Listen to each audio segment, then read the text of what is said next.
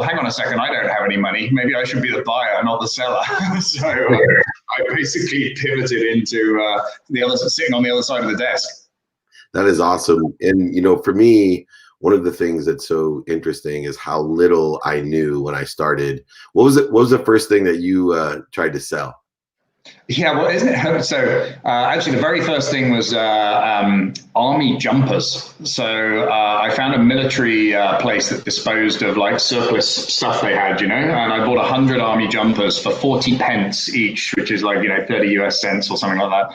And I sold 10 of them back to the school cadet force. We had a dressing up playing soldiers department at school, and sold those for £4 each. So I basically recovered the entire cost of my 100 jumpers, but I still had 90 jumpers to get rid of. And I sold them to builders and scaffolders. Winter was coming, it was getting a bit colder, and they could buy a jumper from me for like $2. That doesn't matter if it gets a bit destroyed, they can just buy another one kind of thing. So I was selling it to these scaffolders and builders. That was probably, I don't know, 10 years old, 11 years old, something like that. I was doing that. So two schools of entrepreneurship, and one's kind of the innovation school where you have an entrepreneur that can't sell anything to anyone, but has incredible expression of genius that they can create these unbelievable or materialize these unbelievable ideas, especially now with AI and VR and all the higher level complexity of technology. And then there's people like you and I that are more those are what I call innovators on the entrepreneurial side that can sell ice to Eskimos. And we can but then don't you also think that one of the ways that differentiates, say, an entrepreneur from a salesperson is the kind of the creative value building process that an entrepreneur applies to that sales process? Because quite often we're creative problem solvers, and so they're both branches of creativity, but one's that kind of socially awkward nerdy tech variety, and the other one is the the life and soul of the party version. Yeah, and then you have the third component, which is management. Right. And so there's not every great innovator or great salesperson understands how to inspire people and to create the operations side of things. And, there's so many different nuances, but yet I'm sure with, what you do at the Unity Group and with Harbor Club, you have to deal with all three factions and blends thereof. How do you, number one, decipher where the skills and knowledge lie, and two, how best to help the entrepreneur determinative upon what their superpower is? Yeah, I mean, it's very difficult. You kind of stumble through, don't you? Entrepreneurship is just a series of mistakes, and elevating mistakes. And I always like, people like the lessons. They don't like the school fees that come with the lessons. I call that the dummy tax. Nobody likes the dummy tax. Yeah. So you just have to keep on top of, make sure that you win more than you lose, and it should all come out on top. But you kind of find it naturally, you find what you fit into. And, I built a business up to a kind of 135 staff and 13.5 million in revenue. And when I sold that, I vowed to never do it again. And I vowed never to do another startup again, because, what I really enjoyed was the deal. It was the pointy end, the buying and the sell. When I sold a watch on a market stall when I was 13 years old, I'd get a little buzz, like you got a sale, especially when you spend 20 minutes talking to them and you convince them and they bought, and then and you get a little buzz. When you buy a company or you sell a company, it's the same buzz. It's it's that endorphin hit. And I guess just like probably some drug addict or something has to take more and more of the stuff to get high. So, as an entrepreneur, you have to do, you have to stretch yourself every time you do something. You have to make sure that the next one is, a bit of an evolution from the last one. If you're just doing the same thing again and again, it loses interest. And people often say to me, "Hey, what's been your favorite deal?" And I always go, "The next one." Yeah, I'm in a sports trading card group on WhatsApp. And it's probably maybe 50 of the top entrepreneurs in America, billions and billions of dollars made and bought and sold and built. And, we're trading sports, cards. You can see, Lewis House and Gary Vaynerchuk and Marion and Fleischman and all these different entrepreneurs. And they're getting just as excited over, some basketball or football card or baseball card as they would, trading out of a business. Now, I've never figured out why they haven't bought the trading card companies. It's an unregulated market. I'll tell you that, and the verification side of it but it's crazy how hot it is here. No, during these compressed times of uncertainty, and when I say that, I mean, as an entrepreneur, I joke around, but I always tell anyone out there that can tell me what's going to happen tomorrow, please call me, because I can make billions of dollars if anyone can certainly tell me what happens. So, it's not the uncertainty that has changed. What has changed is the acceleration of the change. And, through that, I found there's three schools always. One is the school of, with accelerated change, some company and people do much better. Some companies and people are stable, and some companies and people have unbelievable potential because they've been emotionally oversold. And those are the three playgrounds that I like to play. What are some of the key indices that you look at with your entrepreneurs and companies to take advantage of the three areas during a period of accelerated change? Yeah, so look, I mean, we have been through a few occasions like this in the past, the birth of the internet, the financial crisis, there have been some other kind of disturbing times. And I've seen something, I mean, my early career, the first 10 years of my career was distressed acquisitions, so buying companies that were bankrupt. I haven't done that for a while. I focus more on, solvent ones. They're much healthier, happier people. But I used to do a lot of distressed stuff. And what was really common with those distressed businesses were they weren't taking action. They were waiting for things to go back to normal. And I think we see that a lot in the current climate. Everybody's going, okay, we've had a lockdown. I'll just sit here and I'll wait until everything opens up again and everybody starts going to restaurants again and everybody starts going to the theater again and start going to ball games again. I'll just wait until that happens and then everything will be fine. Well, they're getting pasted. They're getting wiped out by the others. So, I definitely see that correlation between past crises and this crisis. There's the people that take action and do stuff and the people that don't. And then the other thing is, look, from an entrepreneurial sense, entrepreneurship is a fight. And the fight goes on in that clearly defined, ring. Now, what tends to happen is the ropes on the ring get moved around, whether it be regulation or, the market you're trying to access or the way that the marketing happens. But the fight still goes on. You might just have to move over a little bit to accommodate the space. And so, as long as you're an entrepreneur, you're going to pivot, you're going to change, you're going to adapt, and you're going to survive. And actually, the only way sometimes you can compete with these really big companies is in a flux situation, in a dynamically changing situation, because otherwise, they hold a lot of the cards when it comes to wiping you out as a business. But when everything's changing like this is the time when massive gaps when markets get too perfect, you can't make money in them. So when something like this happens, it bursts open all these gaps where suddenly there's an opportunity that you can really thrive and succeed. Yeah, I call that the margins of millionaires. And I think I just got a title for your next book. How we have the UFC, you can have a book called the UEC, the multi-gon, unified entrepreneur championship in the multi-gon. Well, we don't know if the innovators can beat the sales guys, yeah. I like the multi-gon approach, and that's where the margins of millionaires are made. Last question real quick. GoDo Deals. Yeah. Obviously, your kind of bigger focus right now. Give me an idea of what that platform does and how it can assist entrepreneurs. Yeah, look, I mean, my whole goal is around helping small to medium-sized businesses. So, where you are in the US, but this is very similar in any developed economy, 50% of your GDP comes from small to medium-sized businesses, and over 90% of the private sector workforce, a huge percentage of employment comes from that small to medium-sized business sector. And yet they are pretty much unloved when it comes to banking, finance, private equity, VC. There's no one there really supporting these businesses, and it's very hard for them to break through and punch above their weight. They're illiquid as investments. You can't get your money in and out of them very easily. They're risky. They go bust all the time.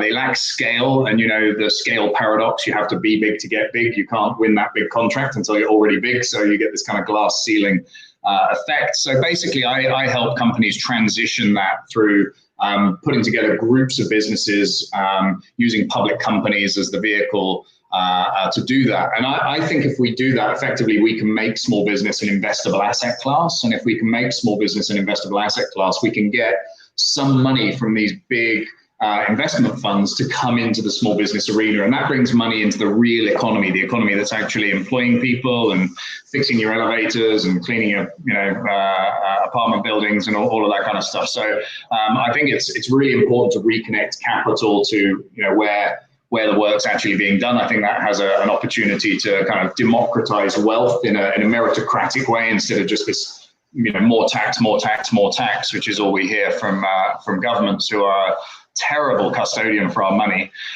So giving them more of it just doesn't seem like a good idea. But coming up with a way to fairly redistribute wealth, I think, is a very valid one. But the GoDo.Deals is it's actually a website, GoDo.Deals. It's a great website. It represents my book, which is called GoDo Deals, which comes out in December. So people can pre-order it in December, and they also get a 21-day free email course in the meantime. So that's awesome. We're going to have you back when the book gets closer here and see where accelerated changes happen. I have a couple of introductions. DealRocket is a great company, and I don't know if you worked with Clearbank before as well, which finances all the small businesses in a variety of different ways as well. But cool. I appreciate what you do. I think I know this may be a bold statement, but I believe that entrepreneurs are the ones who save and change the world the most. Absolutely, yeah. Entrepreneurs are the change agents. I mean, if you look at everything we're trying to fix right now can be fixed by an entrepreneur, but we need to liberate them from being stuck running businesses because they don't have the money. The business gets taken off them by the guys with the money, and the guys with the money don't have the creativity to then go solve the bigger problems. Which is exactly where we started, which is one of my father's best piece of advice. He always told me, if you don't like someone, wish upon them employees and overhead. And that's an entrepreneurial nightmare. Thank you so much, Jeremy. I look forward to having you back on. Congratulations on the book launch, and go to GoDo.Deals and check out Jeremy and what he's doing for the small and medium-sized businesses. Thanks for joining me on Office Hours. Excellent. Thank you so much. You got it. Take care. Awesome. That's a true entrepreneur. The guy that's like, when he's 11, he's selling stuff to contractors, and that's the way it's born into you. It's quantum. Anyway, we got Trevor Houston next, my dear friend, coming on. He is the CEO of Clear Path Wealth Strategies and host of the Who You Know podcast. Hey, what's going on, David? My faith-based brother, how are you? Man, I'm so good. Just blessed as I can be. Yeah, Trevor, I just have to tell you, I get to do tons of interviews, and I'm blessed to share, what is my mission to help empower people to be happy by making more money, helping more people, and having more fun with their lives. And very rarely do I get on and it's just instant high end. I like almost exploded coming onto your show for what you do for people. It was a natural fit, obviously. I hope you felt the same way. Oh man, you were dropping mics. Hold on, wait a minute. Where my mics at? Hold on, see these? You remember these, right? Oh yeah. You were dropping mics all over the studio, man. It was awesome. I was trying to set a record for the most. I know competition is the thief of joy, but I was trying to compete and set a record for mic drops. Tell me about the show and the purpose of the show, because it is very unique. Because what I love about it is I believe there's a blend of the monetary pragmatic world with faith, and unapologetically, you and I both share faith as our esteemed inspiration to live in this pragmatic world where we play by the rules and you work within the context of the real world. But give me a little bit of background about that show and the purpose. Yeah, absolutely. So we started this show a few years ago because in Dallas, DFW, there's a big network of support for job seekers, right? There's a bunch of these churches that started these job networking groups, 15, 20 years ago. The problem that we found was that, not that they were competing against each other or anything, but they were just kind of siloed off at different churches, and they weren't really unified. There was nothing unifying those resources that were available. And so I got invited to go on to a show and really kind of got the bug for radio, for podcasts, for all that kind of stuff. So I looked over at my business partner, Mark Elder, and I said, we got to do this, man. We've got to create our own show. And what we'll do is we'll invite, recruiters and hiring managers and subject experts and coaches and anybody that can really uplift the network of job seekers that we're helping. And we'll just, we'll do this show. And, in the beginning, it started off a little bit slow, as things usually do when you're starting something new. And it's just grown, and it's just been amazing. A really amazing journey. And to your point about faith has always been a cornerstone for us. It was birthed. That idea was birthed in a church, right? That idea was downloaded into me, in a church. And I'm unapologetic about it. I don't want to push anyone away, but it's at the same time I have to lean on my faith, and it was because of that faith that allowed me to be able to do things like this. So, I appreciated on your segment when we talked about that. That was really strong. So I appreciated your standpoint on that. Yeah, well, I'm a great unifier. I just, my message is about oneness, and I believe that oneness, we need to focus in on what we all share, not the differences between us. And we have to focus in on, what makes us happy, our health, our family, our finances as well, which is what I love about how you blend in and tie in, that financial health, right? Obviously, our personal health is essential. It's a non-negotiable, but, personal wealth, the currency of money, the object of energy we put into the flow at this vibration to get what we want, combined with the inspiration, can create extraordinary opportunities to create change, to create happiness for others, all the different things that we need here. What types of financial help and advice and inspiration do you give? Yeah, so a lot of people don't know this, but I'm in the financial services industry as well, and it's interesting because financial services is a highly regulated industry where we have to be really cautious about what we say and things like that. It's just highly regulated, right? It's extremely highly regulated. Nightmare. And so when we're marketing and stuff like that, we don't market a whole lot on the financial side. Matter of fact, we don't, like, those conversations kind of happen usually behind closed doors with these job seekers to be able to support them and help them. But really it's when you're in a career transition, you're in a financial transition, your whole world gets shook up financially. You think about your income is gone, right?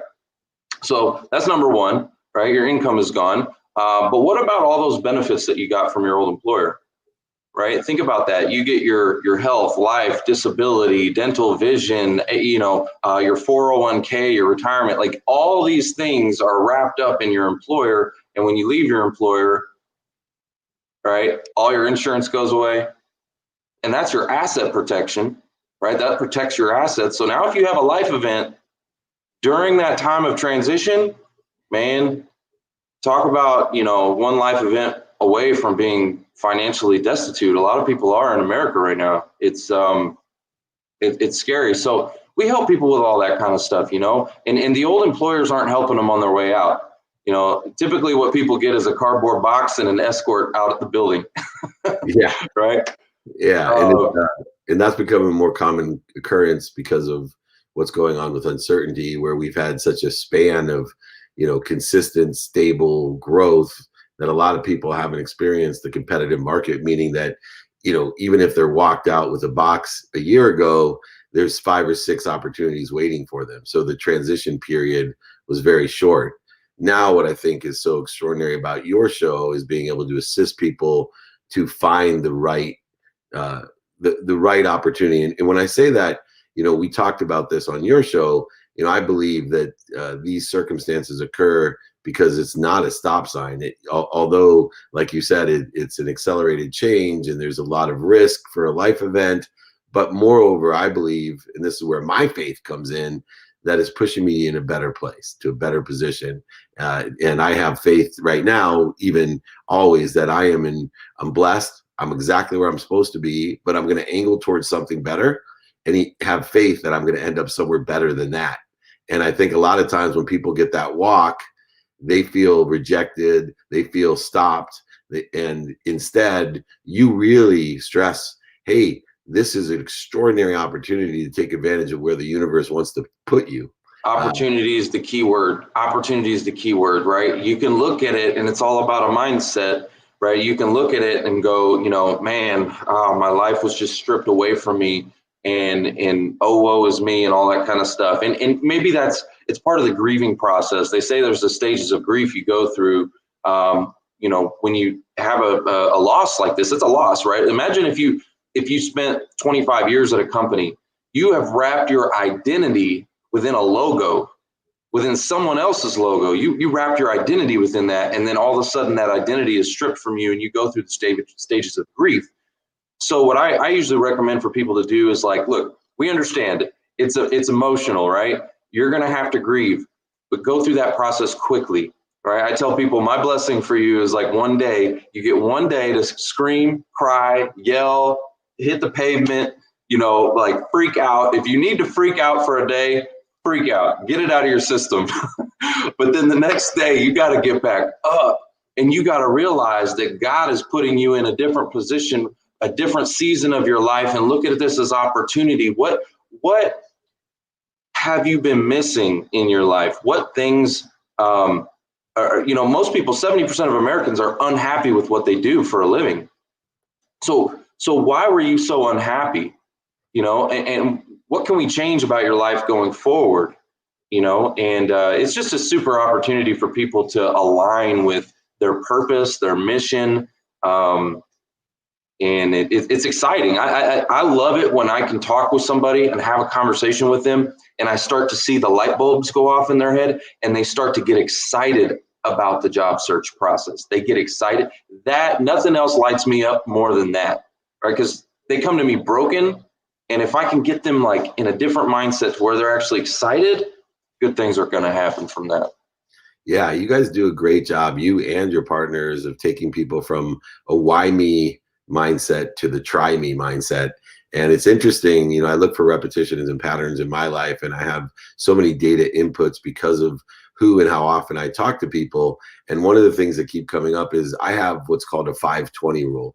And the 5-20 rule is my objective is to keep all phone calls to 5 minutes if I can, and all of my meetings to 20 minutes. And there I can be more productive as well as more accessible.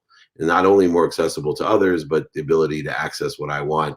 I'm considering adding a 5-25 rule, which the last 5 would be, you get 5 minutes for a pity party. And if you go ahead, I love the fact that you acknowledge a loss, right? And you acknowledge the grieving process of the conscious, subconscious, and the ego, and how we have to process things. I love that you get a day to have a pity party, and then it's time to get up, right? Use motivation to get up, get back up, get started, get restarted. I'm looking at that pattern. What are some of the tips that you give to people to transition them from the why me to that try me, where you get excited because they're excited? Well, the first step is really just assessing where you are. It's gratitude, right? Just because one thing has been stripped away from you, you have to assess where you are in life, what other blessings you have, really think about what you are grateful for. And I think, gratitude is so important, right? It's like, look around, it could be so much worse. Like, I know that sounds cliche, but like, look around at the world that we live in, and man, it could be worse. We all know somebody that's going through something worse than we are, right? Look around. What are you grateful for? Think about your family. Think about your health. Think about all the things that you have, your home, like whatever it is, okay? Write that stuff down. You need to write it down on a piece of paper. You can't just think about it. You got to write all of those, all your accomplishments, anything you've ever done in even professionally, write it down on a piece of paper. And you need to start speaking these things out loud. Start speaking it, right? Before the written word, there was the spoken word, right? And you got to speak it out loud. You got to start to proclaim things over yourself that you are not a victim, and you're grateful for all of the opportunities and all of the things that you have in this world. And I think it's so important. You got to do it over and over and over. Anytime you start to feel down, right? Get that list out, get it out of your pocket, pull it out, start speaking all those things over your life. All right. Yep. And start speaking positivity towards the next season of your life. Right. And I think that is super important. So it starts with gratitude. It's so funny because, studying physics, quantum physics and metaphysics and all the thought leader practices and books that I've written and read, it's so funny that the simplicity of gratitude is always the cornerstone of not only perspective, but a materialization of what you want, whether it's written gratitude or spoken gratitude or the thoughts of gratitude. For years, I've been standing on stages and doing videos and about one simple practice of saying thank you before you go to bed and thank you when you wake up, a practice that my mom had taught me before I was even 3 years old. In fact, instituted and executed that if I would come down with a why me attitude in the morning, having to go to school, having to do homework, whatever it was, having to take a test, she would send me back up to my room until I changed my mindset and tell me to list out all the things I was thankful for. And it is not only a framing, I appreciate the fact of comparison, and some people need that original comparison in order to feel better. Like it could be worse. Could be worse. It could be worse. It always could. But I always take the other approach when I'm framing things, that it will be better. When I like that spoken word, right? So I'm grateful and it will be better. And I actually already know that once I speak it and I think it and I believe it, that it's already done. And it's my job to acknowledge it and to access it. And I have faith, not in just as I was when I was young, what surrounded me, my skills, my knowledge of the what and who, and my desire of that try me. But now, to finish off, to what surrounds me. And I think that final leap of gratitude, to be grateful for what surrounds me, is an extraordinary power that you were talking when you were talking about reclaiming things and accessing them. And I think that's what your podcast is about. Running out of time real quick, where can people listen to, find your podcast, you, etc.? Let's give it. Absolutely. So we're on multiple channels, but the easiest way to find us is Who Ya Know, and the ya is YA, right? whoyaknow.show. That's our website. And from there, you can find all the podcast channels. So whatever podcast you listen to, or if you want to watch the show on YouTube or LinkedIn, we're on multiple channels. So just go check it out at whoyaknow.show. And that, again, it's our mission to lift people up, to lift these job seekers up so they can get back to, that income that they need in their life, and really set the next stage in their life. I think it's pretty important. Yeah. And check out my episode. Like I said, I do thousands of interviews and it's one of my favorite interviews. That was a fire episode, man. I gotta say, it was a fire episode. It was awesome. I felt so inspired afterwards, and I was just dropping the mics for the fun of it afterwards as well. So check it out. Trevor Houston, Who Do You Know? They will help with you and your attitude in this time of transition, finding jobs and financial security. I appreciate what you do, my friend. I hope I can come back on and visit you and all the boys. So thank you for having me. Absolutely. Appreciate you. Anytime, David. You got it, my friend. Have a great day. All right. You too. All right. Last but not least on office hours, waiting in the bullpen like a San Diego Padre, like Tatis there, AJ Patel. And we're going, the co-founder of HighKey. And, we go through all these different businesses in my life. And now we're talking about a business that I know a lot about. And it's at the core of what being in business is about. AJ, you guys have the best-selling chocolate chip cookie on Amazon. Isn't that right? Yeah, thanks, David. Yeah, that's right. We've had that designation for about a year and a half, give or take, within a few months of just launching online. So it's been a great success story, and really, really proud of, how far we've come. Yeah, well, my whole life has come full circle because early on, there was a CAA agent, and he created a cookie company, and his name was Famous Amos. Yeah, exactly. You are the modern day Famous Amos, and that's such a great thing. The reason though that I think it's a great thing is that everyone has some, all these complex businesses. But business is business, and you don't have to have an AI software that, virtually could run your entire CRM, SFA, FFA systems. You can actually have a basic business and, create value and happiness for people. But you need one thing, no matter how complex your business is or simple your business is, you need quality content, meaning quality content, a great product, one that actually has value. And what's the number one value in the chocolate chip business? I mean, at the end of the day, right, it's all about solving a consumer's problem. And one of the things that that we realized, I was on a low carb diet, and I realized all of the products out there just, weren't great. So I set out to kind of solve my own needs. And so first, it starts with, like you said, the product has to be great. And to your point, a lot of consumers that we have compare our product to Famous Amos, right? So we solved a need that was ripe for disruption, right?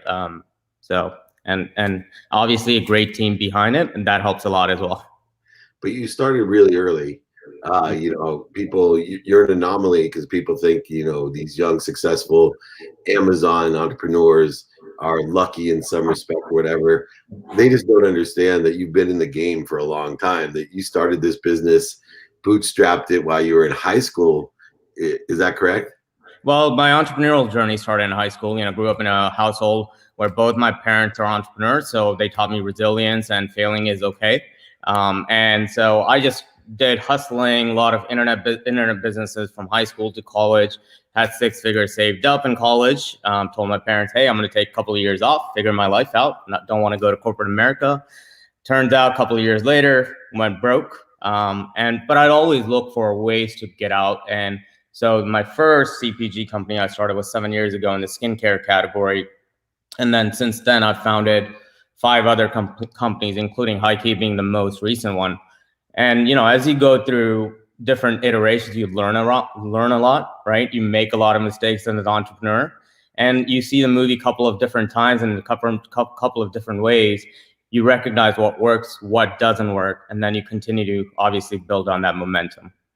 It's awesome. What's so funny is my mom had a saying, if you think education is expensive, try ignorance. And I laugh when, I've lost millions of dollars as an entrepreneur, and I always say it's well worth it. It's an investment in myself. It's the dummy tax that I have to pay. And in fact, that's what inspired me. People say, what's inspired you to empower over 1 billion people to be happy?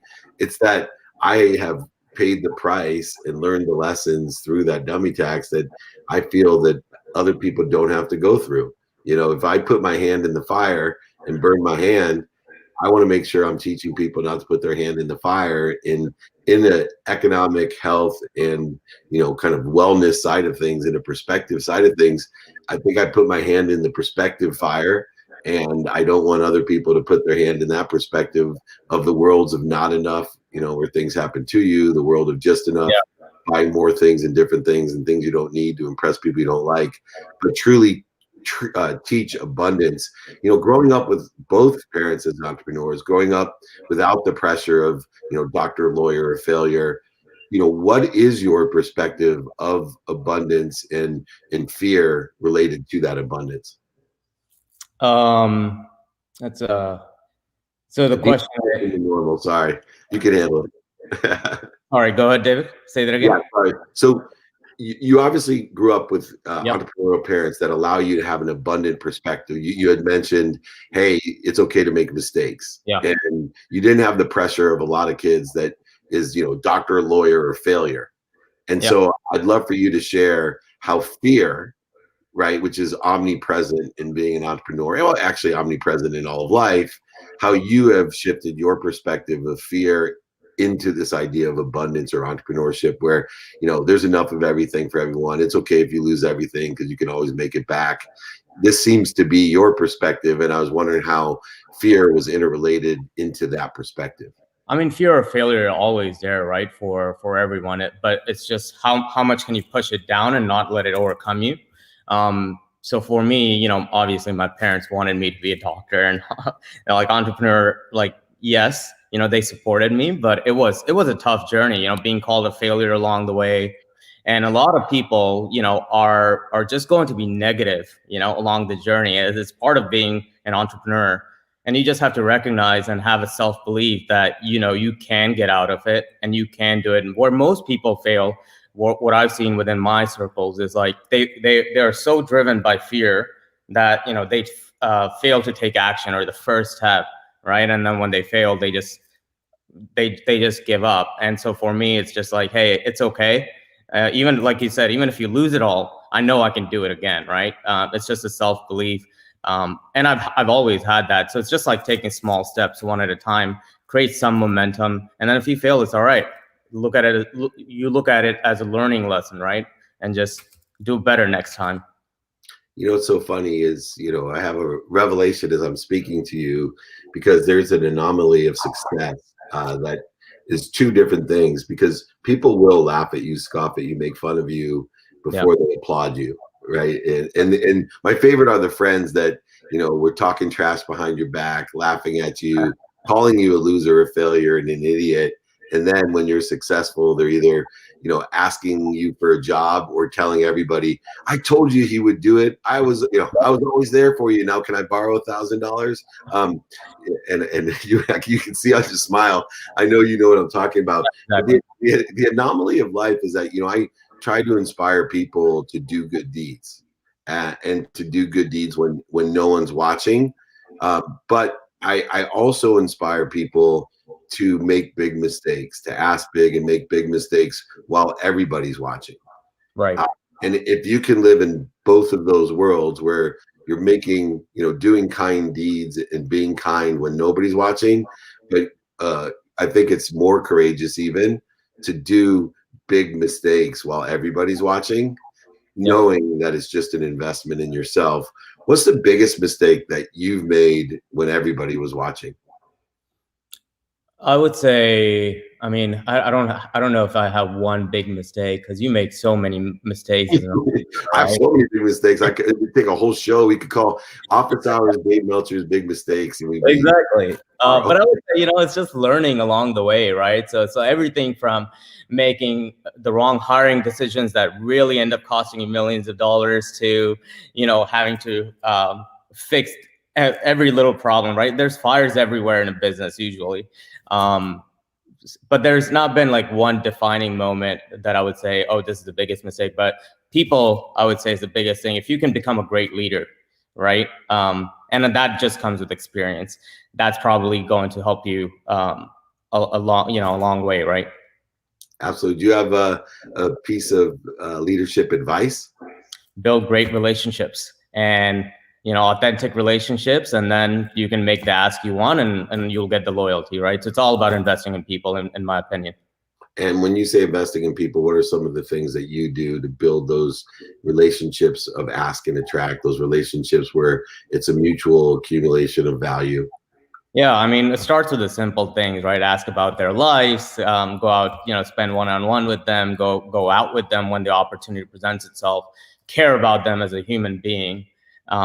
And they're going to see that, right? So, and then obviously the other cultural stuff that you can do behind the scene is just a bonus. But again, the main thing is build a rapport and care about them as actual human beings.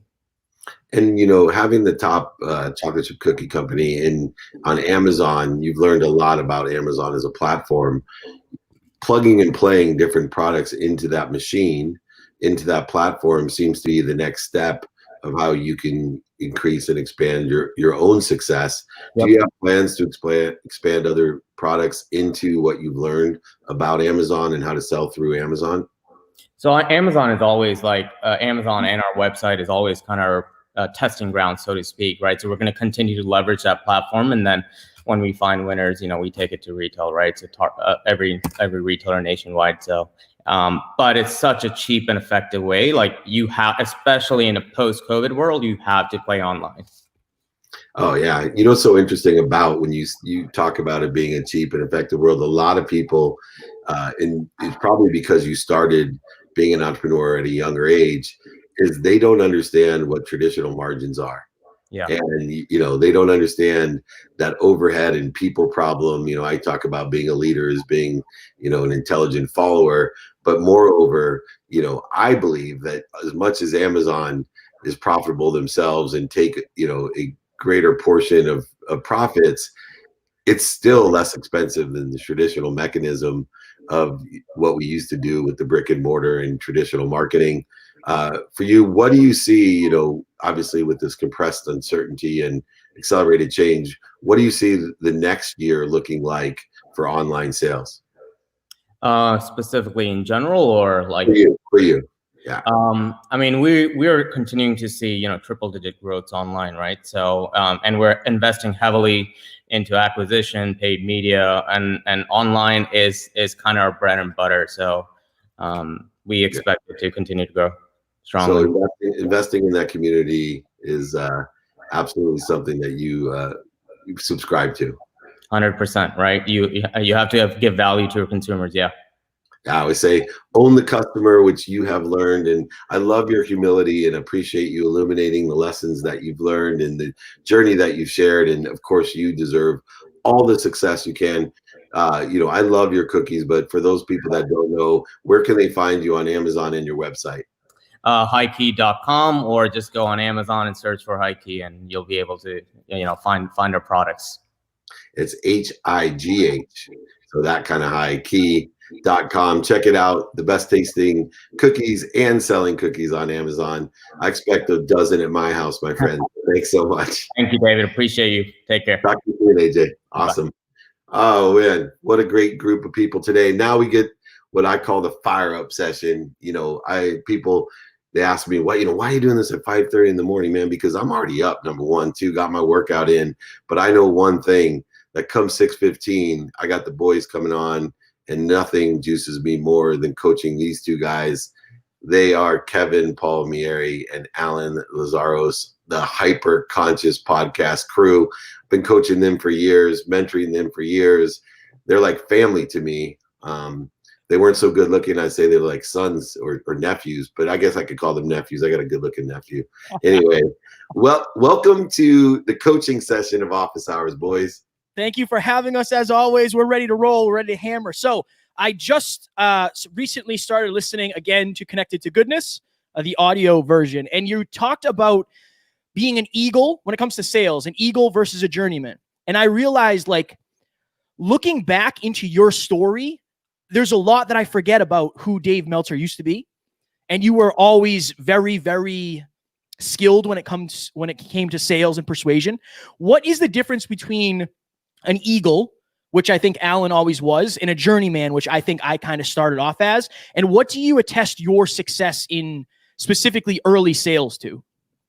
Yeah, so an eagle is quantum, right? An eagle is someone that can share a vision with their enthusiasm, right? Entheos is that connection that we talk to, the connected to goodness, connected to God, connected to source, Jesus, Buddha, Muhammad, whatever you call it, this unbelievable source of light, love, and lessons.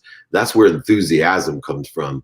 So there's certain people that are enthusiastic or entheos with sales, with being able to share a vision and to motivate and hopefully even inspire someone to do something that they want them to do. Eat their broccoli. That's where the conception of 2-minute drill, my new show that's going to be on Bloomberg, right? The idea is to teach people enthusiasm, to teach them the ability to stimulate interest, transition interest, and share a vision in a very short amount of time. So an eagle just does that naturally. And they don't do it consistently. They don't do it persistently. And they don't do it in a pursuit of their own potential. They're born with a very high level potential. I remember, I hate to age myself, but there was a wide receiver for the back San Diego Chargers, a guy named John Jefferson, and he was an extraordinary talent. And, nobody knows who he is today unless they were a Chargers fan, I promise you. But John Jefferson was an extraordinary talent that was an eagle in football.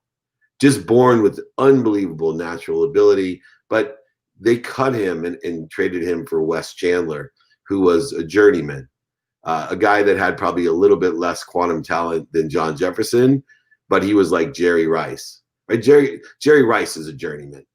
didn't even make a Division I school, but worked consistently, persistently in the pursuit of his potential, and still the greatest Hall of Famer in wide receiver ever with so many records. If you have eagle talent and a journeyman process, you will have extraordinary success. You will be legendary success. And so I think in my sales career, what happened was that I was born in Theos with quantum sales ability, selling ice to Eskimos from the time I was a little boy, being able to, oversell, back end sell, lie, manipulate, cheat, and inspire and motivate people to do what I wanted them to do. But because I wasn't born with that in the sports side of things, I learned to be a journeyman. I always joke around, but people ask me what's the closest I've come to my potential, and it's being an average Division III football player, because that was where my potential lied. And I worked so consistently, so persistently, even though everyone said I couldn't do it. Every year, imagine your love of life in every year when you stepped on the field, every single coach, every single parent, including your own mom who didn't want you to play, would say, hey, you're third string. Sorry, there's better out there. Every single time, no matter what you did the year before. No matter what you did the year before. I was starting in college and I came back in, and then there was some, kid from Texas that was 6'2" and ran faster than me and all this. And all of a sudden I dropped down on the chart to number 2, right? This is the way, but that is what made me me, because when I learned to apply that process to my in Theos, to what God had given me, my quantum ability, this eagle. And so I think everyone, find that eagle potential and apply the journeyman process, and you will be legendary. Dave, that was absolutely good question, man. I think Alan and I are that. I think that's why we make such a good team, because I was the very journeyman and Alan was the eagle. And we now combine forces. And learn from each other. I'm going to read right from the script on this one, because I prepped a lot for this one, and I want to make sure these questions come out right. So number 1 is, what specific questions do you ask yourself most often that have given you the most useful feedback? You talk about angling towards what you want. So if you're not, you can be your own coach. You can ask the right questions. Do you have questions you ask yourself every day or regularly? One of mine is, where am I negotiating with myself? Where am I making decisions I might regret? What are some of the questions that have changed your life? Well, the number 1 question that changes my life is why. Why do I feel that way? Why is this happening? Why? I'm always asking myself why. In other words, it evokes the be more interested than interesting attitude of figuring out, that interference or corrosion that I'm calling. And when I'm introspectively asking, it's why, right? Why? And then the second question, because why also, by the way, evokes gratitude and forgiveness, right? Why is this happening? I'm thankful it's happening, and I'm grateful, and I'm forgiving, for it. But then comes, of course, the 2 questions that I always ask. What did I do? Now that I know why, what did I do to attract it to myself? And what am I supposed to learn from it? If you do the why, what, those 3 questions, you will expand, grow, and accelerate. You will get great clarity, balance, and focus into not only what do you want, but why you want it, tying in the purpose, right? And getting to the most important context, which is knowing your what every day, not being afraid to be a hypocrite, using the 5 daily practices of the habit machine, from taking inventory of your values, asking and attracting, doing your calendar, doing it now, and practicing ending fear. The last question, of course, that I do ask is, for help. Do you know anyone that can help me? But I'm not really asking me that. I'm asking other people. So I would say, why, what, and what put me into the introspective growth and acceleration that I'm looking for. And it probably allows me, knowing my what, to ask other people, do you know anybody that can help me with my why, what, and what? Do you, if you don't mind, follow up, do you ask the universe, God, source, whatever you believe in, for help? Okay. So, So I think it's really important, right? Before there was written word, there was, if you were here earlier, right, there was the spoken word. Speaking is a frequency, a vibration. And that vibration creates a void, a void. It creates a vacuum for you to fill. And the universe is expansive and all knowing and all being and abundant. So I ask all the time, but I ask for something as it's already done. So I don't ask, and I'm also, when I ask, grateful for it already, even though it hasn't appeared yet. So what I'm asking for is the ability, strength, perspective, clarity, balance, and focus to access what already exists. I'm not asking for help. I'm asking to access, to clear the way, the path to what already exists. And a lot of times when I'm asking the universe, I'm following it up with it's done, it's done, it's done, just to remind myself that it's already there. And I'm asking for assistance in accessing what's already there from a higher source. So Alan and I were talking about your latest Road to Revenue, about transition and how you have like the 4 steps: awareness, resistance, research, and then commitment. Alan and I have been talking about this. How do you know you're not aware enough? So when I come on here, sometimes I'm thinking, okay, what do I want to ask Dave? I know Dave is way more aware than I am, but I don't know how aware you are because I can't understand it yet. So how do you know how aware you actually are? And what's the catalyst for people to say like, oh, you know what? I need to become more aware of what is. All right, write this down. You don't know what you don't know. That's it. You don't know what you don't know. So you'll never be aware of what you don't know. You don't know what you don't know. You live for an instant between limitlessness and infinity. And that's where radical humility is so important, as I keep it on my nightstand and on my screensaver, little notes around to remind myself about I don't know that I don't know. Imagine, just try to fathom, because I don't think we can, right? We can't even fathom the size of the audience and community that we live in and we have access to. But remember, there's billions of galaxies. So, when I'm trying to coach people into understanding and at least gather what they know in a vibrational awareness sense of what they have access to, just in a pragmatic material world, that we can actually give you a number of the people that are on the internet. And I tell people, you can't even fathom what that means. Now times that by billions and billions. Because if that's in existence, then times that by billions and billions. So I think one of the greatest lessons of radical humility, and to institute rule number 6, meaning don't take yourself so seriously, boys.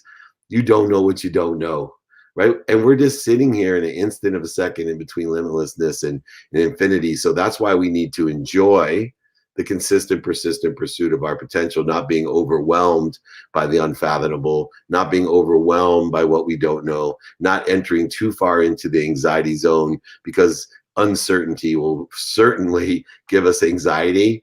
And I keep preaching and teaching and telling people, stop saying that, these are uncertain times, because I will repeat myself again. If you two guys or anyone else knows what's going to happen 10 minutes from now, please call me so we can make billions of dollars. Okay? Because nobody knows. And I keep on joking. I said, these people that'll say, oh my God, it's such uncertain times. I was like, you know what? I think aliens could come and take everybody that's 5'7" and under. That would create significant change, but it would not change the amount of uncertainty that exists. All it would do is accelerate change even farther and more crazy than it's already accelerated change in 2020. But it doesn't change the amount of uncertainty that exists. Even if aliens came down while we're on office hours and took me away because I'm 5'7". I'd be going too, Dave. I'd be going with you. Exactly. I'll go with So Alan would have his own show. He'd take over office hours for good. But what my point is, it doesn't change the statistic or the mathematical occurrence of uncertainty. It just creates really accelerated change. And I think that's an area that everyone can do better in the consistent, persistent pursuit of their potential, if they understand the anxiety zone and uncertainty itself, knowing we don't know what we don't know, keeping themselves in a learning zone under the context of awareness of, I can only be aware of everything that vibrates equal to or less than me. I'm going to go back to the script, but there is one question I want to do before that.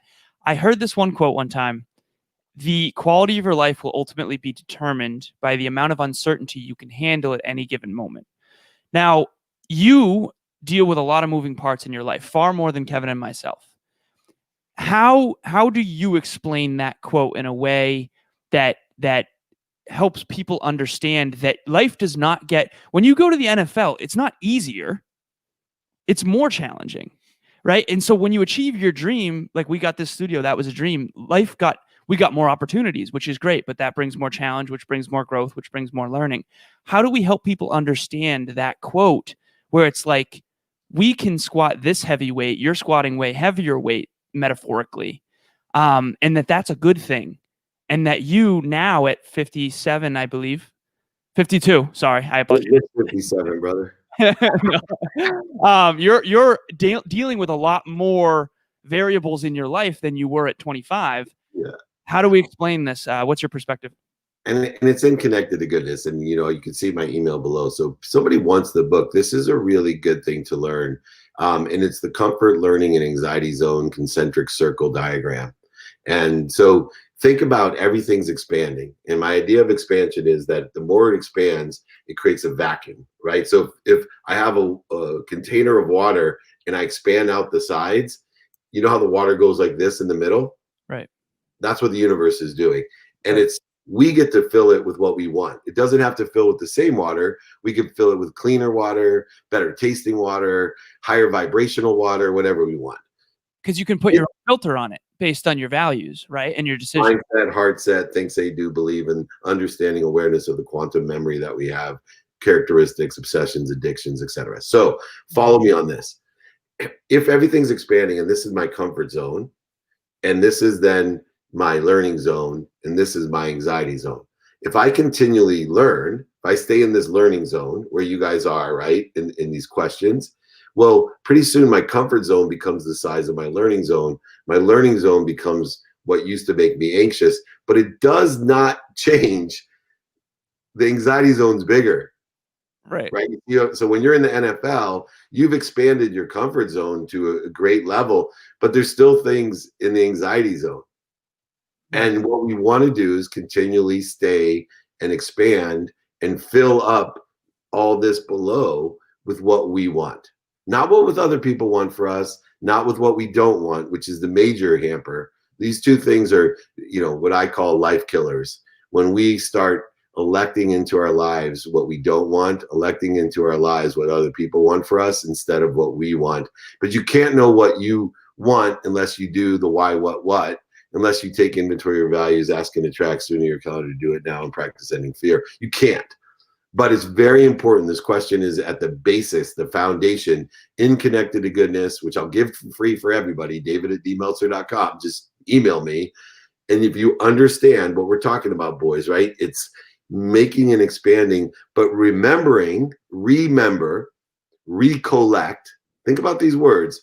What does that mean? Remember, reunite, recollect, access. People say recollect. Oh, I recollect that. I remember that. So I would need you guys to remember that we're always expanding and growing, that we have the potential to learn more, but there's always an anxiety zone. There's always uncertainty when we're expanding, or if we're not even expanding, it'll always be there. What we don't want to do is shrink it down. So all there is anxiety zone where I can't even get out of bed. It used to be such a quandary to me how somebody that had a hyper actualizing life could, have a nervous breakdown, they called it, where they couldn't even get out of bed. I totally understand how that happens. They pushed and they got too far outside the anxiety zone. If you live in the anxiety zone, things stop expanding. And pretty soon, you can't handle anything. Where you want to be, where my life is, like you said, right? Handle more and more and more every day. But yet I still have anxiety. My goodness. Just the right amount of it. Well, that's what our practice is, right? Making sure that I'm pushing that envelope, that line of stepping over into anxiety as much as I can, but not allowing me to stop expanding. So I step back into the learning zone, being stop, drop, and roll, being a ferocious Buddha, meditation, starting my day at the highest frequency, plateauing and growing, all the things that we've been talking about for years now between the three of us.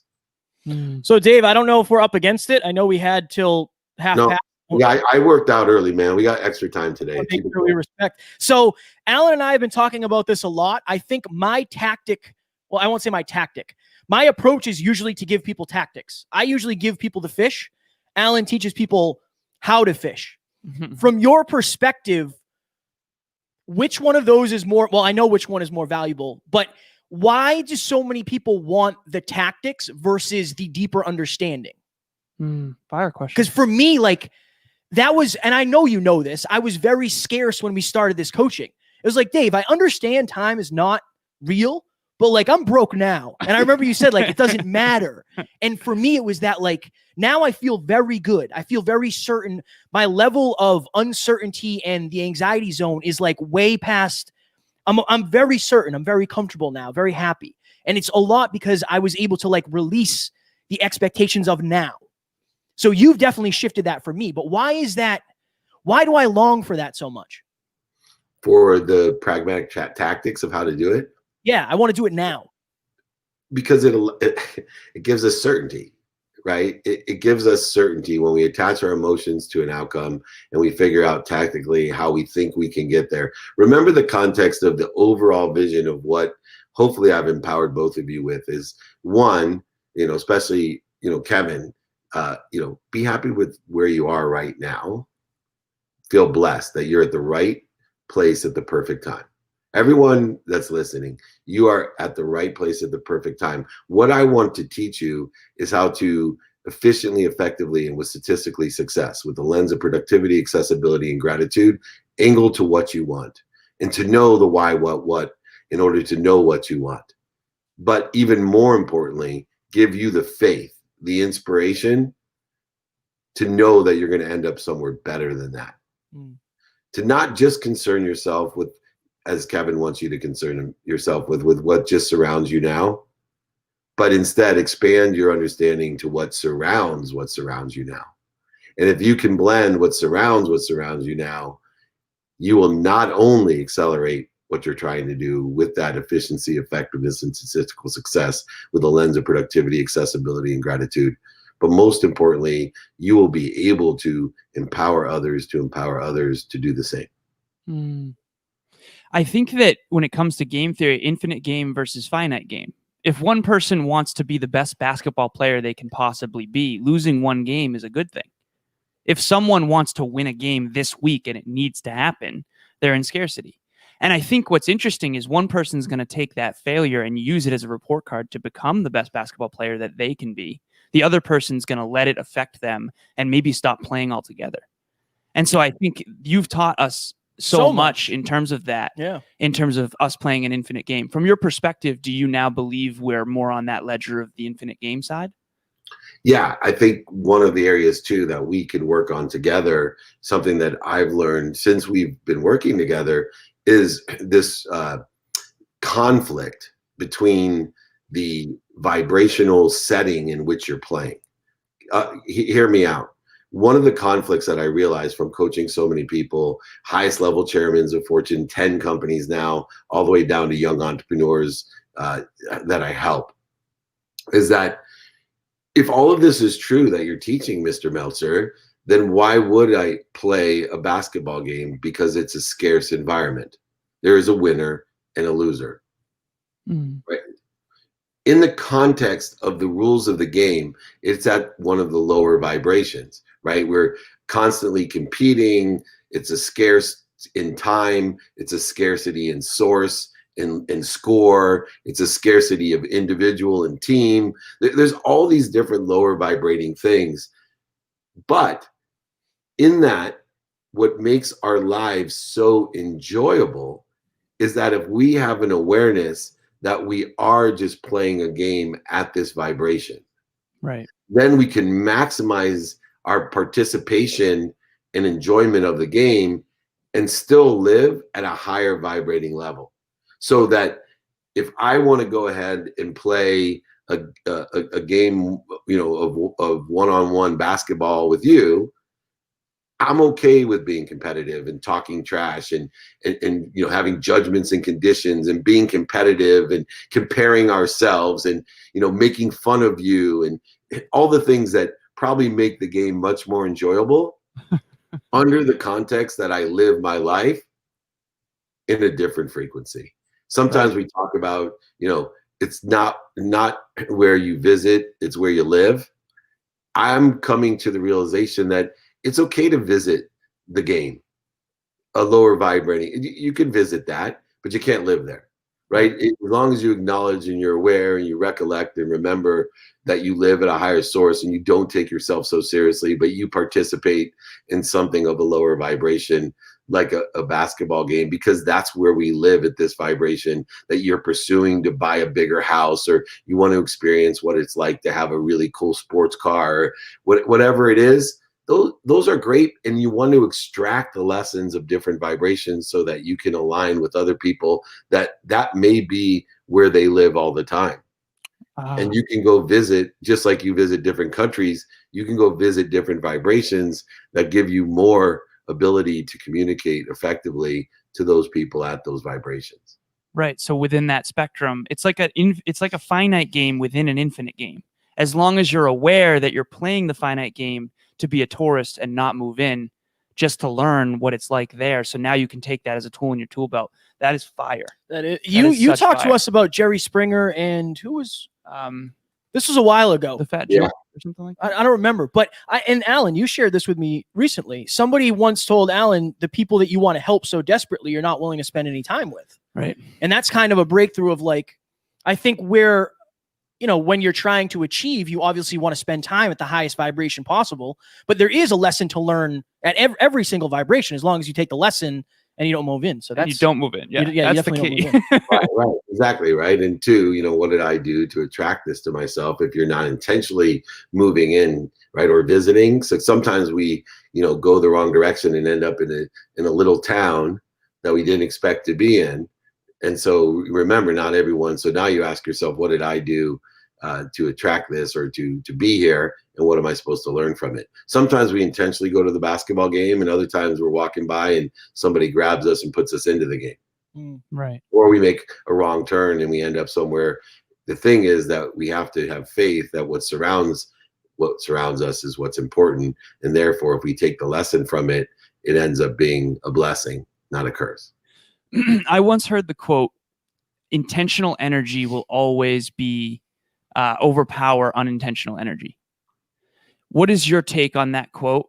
And can you help everyone listening and us understand that at a deeper level? So if I walk into this room with an intention to ask you specific questions to increase my awareness, and Kevin doesn't set that intention, I might override him, and then he might feel insecure about that. Yeah. So what's your take on that? Yeah. Well, remember, intention's an aggregate. So if intention is an aggregate of our mindset, heart set, what we think, say, do, and believe in our quantum memory, that aggregate of intending something is what causes the expansion of the walls of the container that creates the vacuum. If you go without intention, there's no pressure of expansion, right? Now, allowance, there's so many multivariables in the universe. If you're looking statistically at the randomness of what could occur, if you don't set forth the intention, so the universe is expanding, my intention expedites the expansion and also puts what I want into the vacuum. Kevin doesn't get to put what he wants in the vacuum if he doesn't have intention, so he gets random. Right. But even worse, without intention, because of the subconscious and unconscious programming that we have, a lot of times we're putting in what other people want for us or what we don't want. Right. And so it's even worse than just not getting what he intended. He's usually getting something that's not what he intended. Because his focus is on fear subconsciously? Or his focus is on something other than what he wants. He hasn't gone through the why, what. He's just intending what subconsciously he may have been inputted or educated or exposed to, or quantumly, genetically inherited, or even at a higher level in the quantum nature of from past lives may have just been programmed to go ahead and say, autopilot, if I don't intentionally with the aggregate say what I want to put into that vacuum, this is what always goes into their, obsessive compulsive behavior, alcoholism, drugs, doubt, unworthiness, unhealthiness, all the things that people do to themselves subconsciously and unconsciously. That's why intention is so critical, because with the expansion comes a vacuum. With your intention comes the filler of that vacuum. Powerful. We were talking about, we want to reframe for people networking events to relationship building, because I think there's a negative association with networking for some reason. But we met you at one of your speeches. We actually missed your speech, but we were so intentional in getting to meet you that somebody literally grabbed us and brought us over to you. Right, literally. Like, we didn't have any actual physical action in like coming over. We were grabbed, we were taking photos, and then brought. It was to you. interesting. It was very cool. But that was our intention. We were we drove down to New Jersey to see you speak. We missed you speak, and then we got to meet you. I don't know where I'm going with this. Oh, I tell people, like, the intention is more important than the arena. So if you're going to a networking or relationship building event, go in with the intention of getting out of your comfort zone, of making a friend, of learning about somebody. For you, when you enter a room, what is your intention? Depending on the room. So there's a few things. Number one, I'm hoping that I come prepared into a room, meaning prepared in the fact that I'm more interested than interesting, learning who's in the room, what capabilities they have, and what my ask may be, and what value I may be able to provide. So you guys came to New Jersey with that intention. You were more interested than interesting. And although circumstantially you may have missed what you thought was the purpose of you being there, the intention obviously was far greater than your own activity, right? The lower vibrating pragmatic process that you want to come up with a good plan. You'll make God laugh. He has an easier and better plan for you, even though you guys were probably stressing and at the time going, we blew it and we drove all down here for nothing. The allowance of intention is far. Now, so number one, be more interested than interesting, which allows you to set forth the value of both what you can provide and what you want to get. And then finally, the one energetically for me is that 120 rule. Once I determine the value that I want to give and the value I want to receive, I want to make sure the value that I want to give has a 5 times charge to it, right? I'm carrying the energy that I am quantitatively able to articulate of what I can provide and what I will receive. And that's the 120 rule, where, I practice that energy every morning, where I dream about handing $100 bills to people and asking for 20 back. I know what that feels like. So before I enter that room to network, I've done my research, I put forth my intention, and I make sure that I'm carrying the 120 rule so that I automatically attract, like you guys did, the most efficient, effective, and statistically successful way to interact with what I'm intending, which in your case was to meet me and to create a relationship of value, which, if it's not living proof and you're not watching this office hours, it works. Yeah, Definitely works. We also met. So your time got changed when you spoke, and we ended up hearing Michael Burt speak. And then we met Michael Burt as well, and he's also taught us a lot. So it's just like that ended up better than we could have imagined. But in the parking lot, we were definitely like kind of freaking out. We couldn't find the right parking lot. And then when we got there, we're like, oh no, we missed it. Instead of like, now I feel like we'd have been like, okay, let's just wing this. It'll be fine. Yeah. You know, times have changed. How much more time do we have, Dave? We want to respect your time. I got, how much you want? 12 hours. Yeah. The rest of the day. As much as it's not detrimental. Well, I know Matt made his bed. I see him there, so we're good there. What? How about is 10 minutes good? Absolutely. Absolutely. Yes. Thank you so much. Okay, so I've got some other questions written here. So Dave, I often ask my clients a simple question: where can you make one decision now, aka one commitment, that eliminates the need for thousands of other decisions in the future? One example of this might be one decision that I made when the gyms opened back up. I told Kevin, I told my girlfriend, I told myself, if I'm physically capable, I'm going to exercise every day for the rest of my life. Okay. So that's one decision that then eliminates the need for a bunch of contemplation in the future. So I'm not questioning it. What is your take on decision fatigue? Because a lot of people talk about like how Steve Jobs wore the same outfit every day because he wanted to focus on the important stuff. Is decision fatigue, from your perspective, a thing? And how do you navigate it in your own life to overcome it? Well, fatigue is a real thing. Physical, mental, emotional, financial fatigue is a real thing. And how do we counteract fatigue? Well, we build our muscles, right? The stronger the muscle, the less the fatigue. The same thing holds true with decisions. So when we build a muscle of decision-making capability, we can handle more and more decisions every day. Now, I totally understand Einstein and Jobs wearing the same clothes every day. Utilizing the same clothes every day allows you. Now, for me, I have a different system that allows me to make an easier decision. So, because I believe that decision of what to wear is because you don't know when to make that decision, not that it's a difficult decision that should cause fatigue, especially for extraordinary minds like Einstein and Jobs.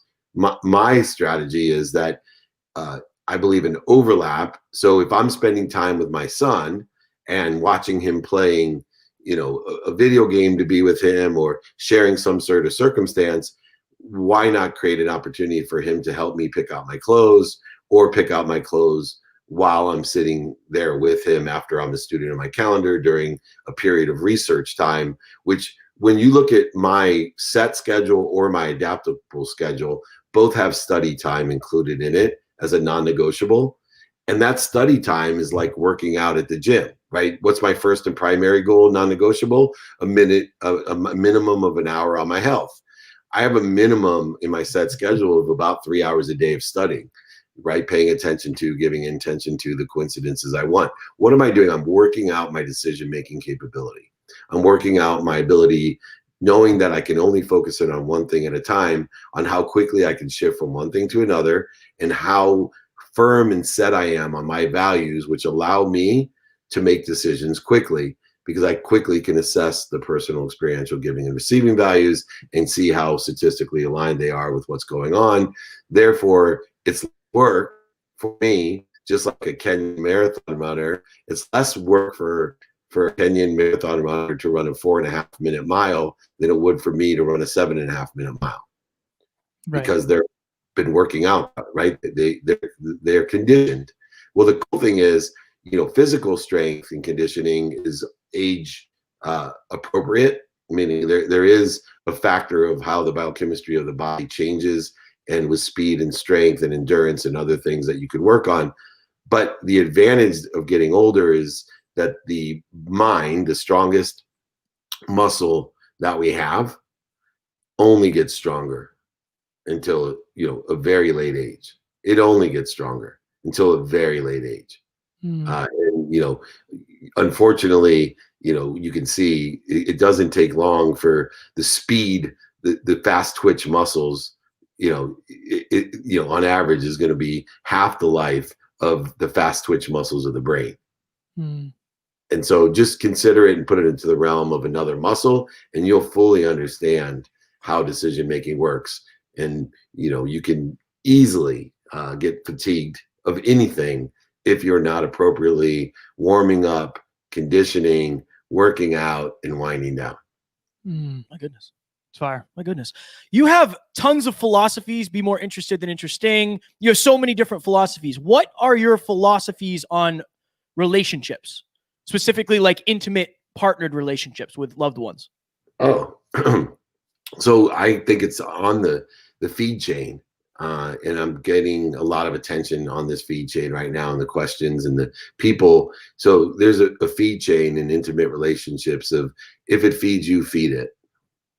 If it doesn't feed you, let it fall away. And if it bleeds you, fire it. And I think that holds especially true in intimate relationships. The other rule of intimate relationships to me is look for the superpowers. I think one of the biggest travesties of having intimate relationships is we get a comfort level and take it for granted, the superpower that it did us initially, that relationship.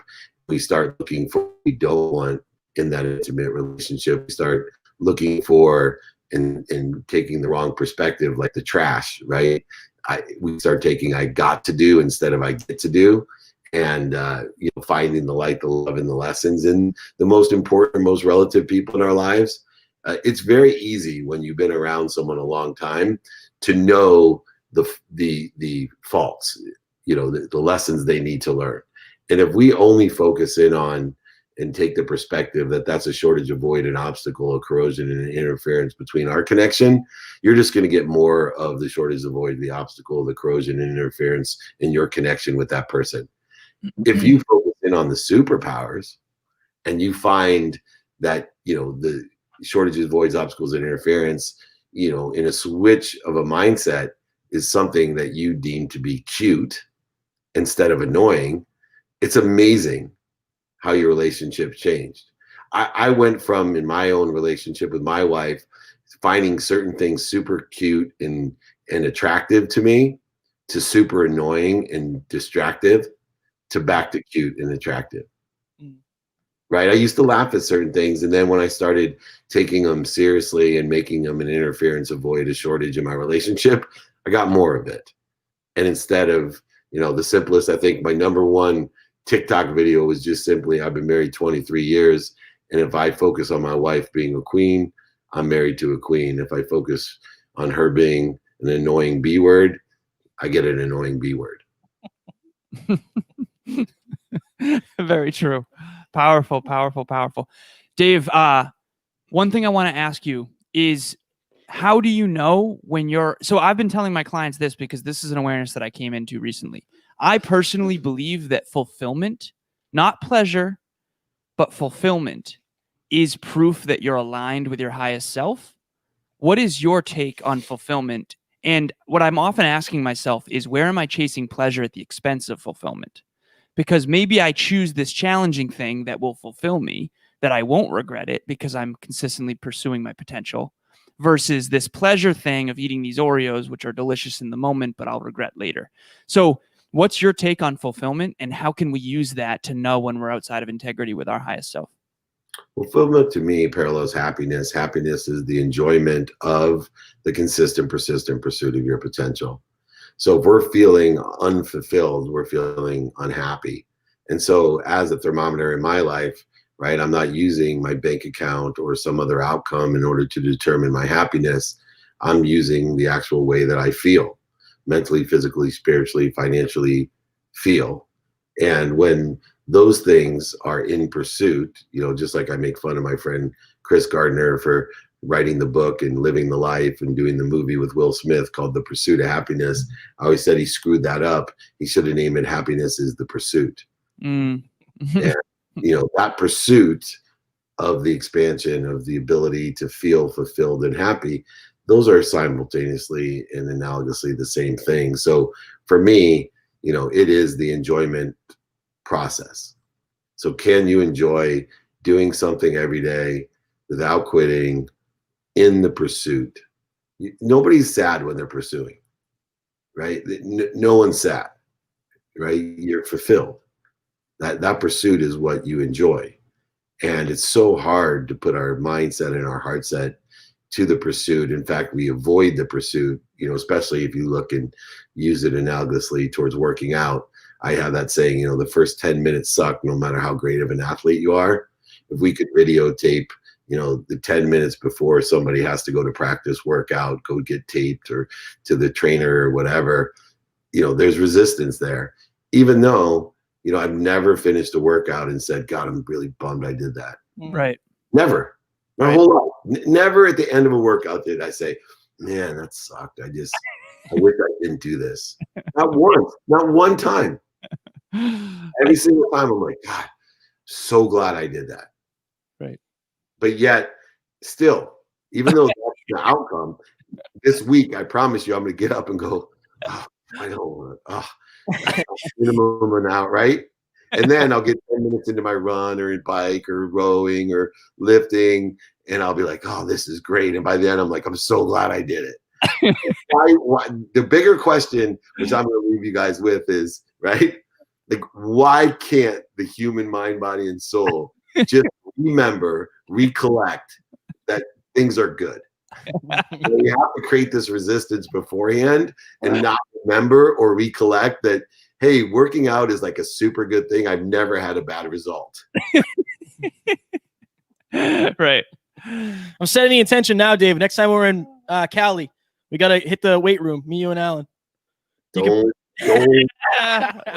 We still have that photo of it looks 57, but it's only 52.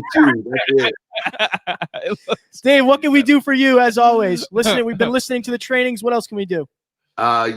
Just share my content and do good deeds. I have a new show with Dave McCourt and Meltzer, McCourt. I'm big proponent that, you know, we fought so hard in America for the right to express ourselves as one.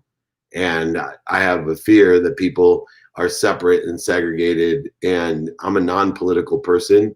I'm an activating person, meaning, hey, look, everybody go out there and vote for what you want.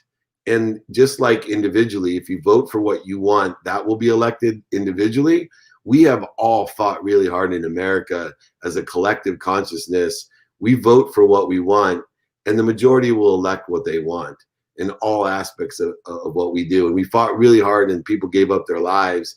And I just want to encourage people, vote in all aspects, as an individual and as a collective, for what you want in your life. Don't vote for what you don't want. Don't vote for what other people want for you. Vote for what you want. And we get an opportunity in November to vote. So I'm doing a show, Get Out and Vote, with Dave McCourt, the billionaire, successful. You know, the McCourts own the Dodgers. Frank McCourt, his brother.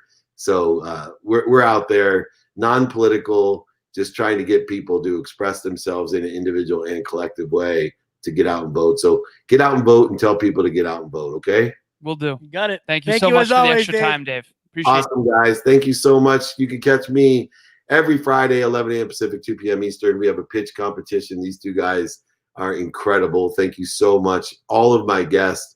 We got the 2-minute drill. Learn to do the perfect pitch on the 2-minute drill. This Friday, we will be airing on Bloomberg TV. It's going to be amazing, and all digital networks. If you want my books, exercises, guides, and haven't got them, just email me, david@dmeltzer.com. If you want to join my text community, 949-298-2905. All the information is on the ticker below.